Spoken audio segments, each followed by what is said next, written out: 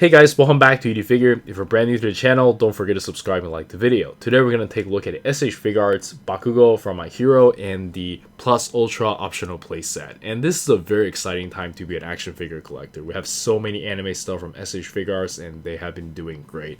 My Hero is one of those that's really exciting. We have so many things announced and it's just really cool. And I really like the idea of optional playset. I really hope they do this more. Maybe for like Naruto line, because I know there's so many characters in Naruto, like they could definitely include optional set. For instance, like the recent Jiraiya, they could probably do like a regular Jiraiya plus the optional set for the Sage mode, right? I know some people might get pissed, but really if they combine both of them in one figure, it just makes it very lackluster in certain parts, right? I really hope there's more faces of the Sage mode, but it is what it is. This is a My Hero video, but I just want to emphasize I'm very happy with the optional set, and I think some of the lines can use it as well. Anyways, let's check this out. Alright, and here we have everything still in the inner packaging, and let's check it out. Alright, and here we have the figure itself, and my first impression on this figure is really good. I don't really have anything bad to say about the figure. I think it looks and plays well. The articulation is especially amazing. You can tell they put a lot of effort on the engineering here.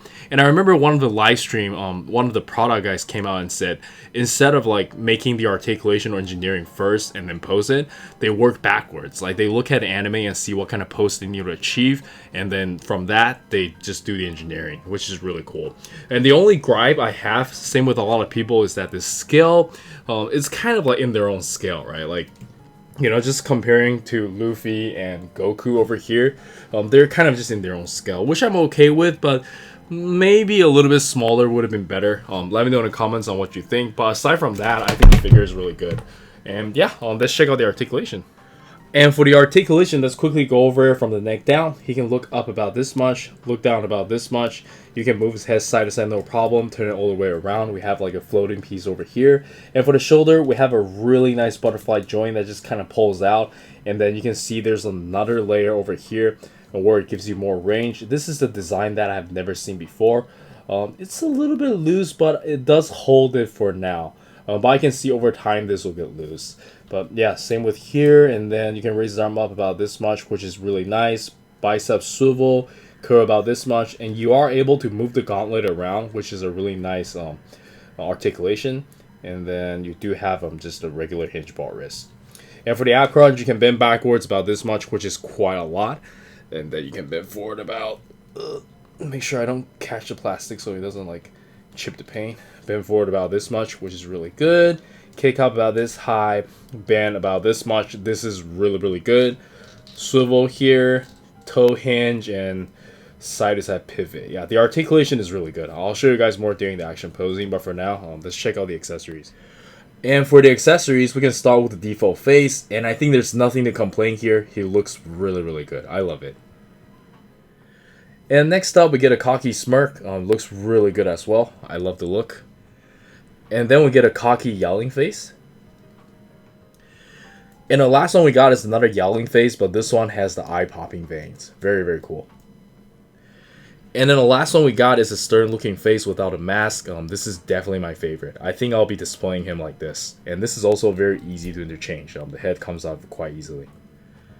And of course, all the faces are interchangeable, so you can kind of give him a different look. This is really cool.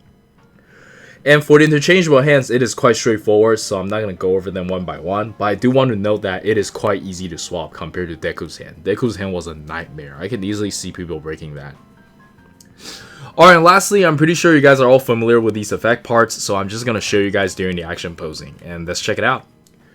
Alright, before we get into the action posing, I just want to quickly share my experience with these optional parts.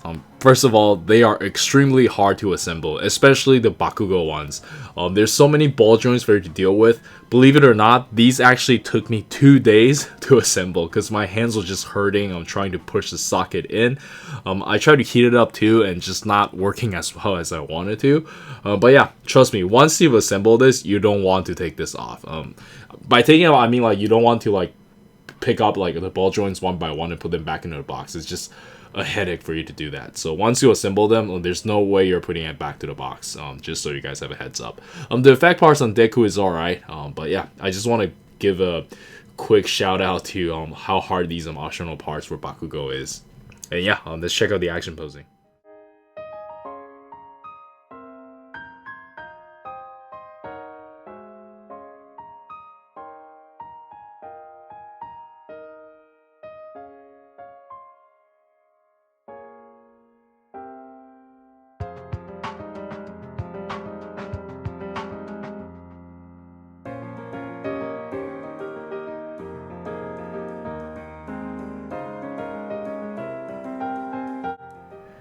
And for the size comparison, let us start with some Dragon Ball S.H. Figuarts. And as you guys can see, the My Hero Academia figure is a little bit bigger. I kind of wish they could be maybe just a tiny bit smaller or maybe thinner.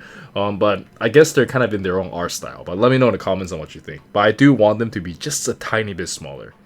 And next up, we have my favorite, the Naruto S.H. Figuarts. And next up, we have some Revoltech figures I have around from My Hero Academia, and I actually think the Revoltech scale is a little bit better compared to the S.H. Figuarts version, just looking at this. It's really close, but again, like I said, I just want it to be a tiny bit smaller. And then we have some JJK and One Piece S.H. Figuarts. And lastly, we have some Figma and Mafex, and let's jump straight into the final thoughts. Alright, so for the final thoughts, I like this figure quite a lot and I do highly recommend it. And to me, the optional parts is a must-have because I really do prefer the look without a gauntlet. But yeah, let me know in the comments on what you think. I really don't have anything bad to say about the figure aside from the scale being a little bit big. And the line seems to be doing really well. We're getting a lot of characters and hopefully we get more over the years, right? And yeah, this is Eric. Don't forget to like and subscribe. I'll see you guys in the next video. Peace.